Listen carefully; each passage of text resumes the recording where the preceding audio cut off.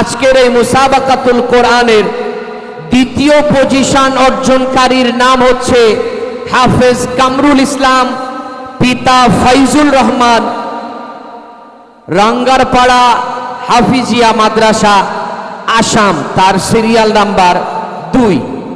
মাশাআল্লাহ, সুদূর আসাম থেকে এসে এখান থেকে পুরস্কার নিয়ে যাচ্ছে। আল্লাহ তাবারক ওয়া তাআলা এই ছেলেকে আরো উন্নত করুক, কোরআনে কারিমকে পুরো জীবন যেন মনের মণিকোঠায় সুন্দরভাবে গেঁথে রাখতে পারে, সেই দোয়া আমরা করি। তার হাতে পুরস্কার তুলে দেবেন আজকের আমাদের অন্যতম হাকামে মোহতারাম, আন্তর্জাতিক খ্যাতিসম্পন্ন কারি।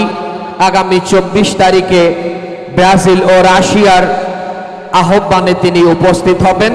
জনাব হাফেজ কারি এ কে মনজুর আহমদ সাহেবকে আমি অত্যন্ত বিনয়ের সাথে আহ্বান করব আজকে